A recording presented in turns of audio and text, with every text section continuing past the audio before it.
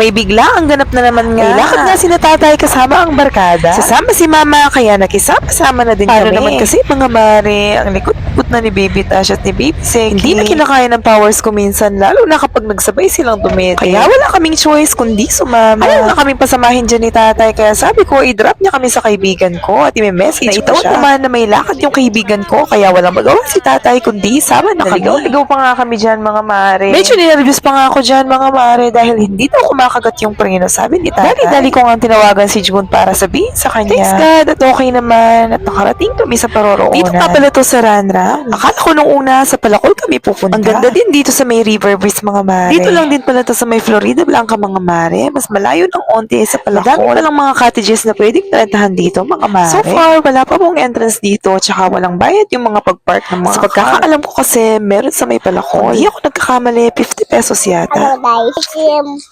Halatang di kami prepared dahil nakapantulog pa si Baby Tash at nakapambahay lang si Seki.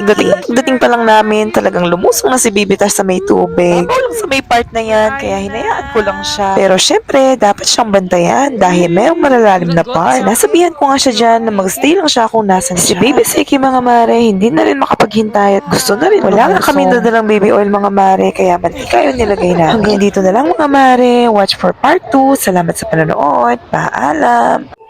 Pinaahon nga muna namin si Baby Tash dyan dahil may init. Kunwari, ilulutuin ni Lolo Balot niya yung teddy bear niya para lang umahon siya. Ayaw na niya kasing humintong magbabad mga mare. Sila nga pala yung makakasama natin for today's vlog mga mare. Pero sa totoo lang, nakisabit-sabit lang kami. Sila talaga yung may nagluluto na sila dyan ng makakain mga kami, mare. Kami wala talagang bit-bit mga mare. Kaya nung may nakita akong maisadaan, pabili ako agad kay tatay. Buti may tindahan dito at nakabili ako ng snacks sa soft drinks. Nagbabad na nga pala ulit dyan si Baby Seki at si Baby Tash mga Hindi ko mabibili yung tuwa nila mga mare dahil nag-enjoy talaga sila.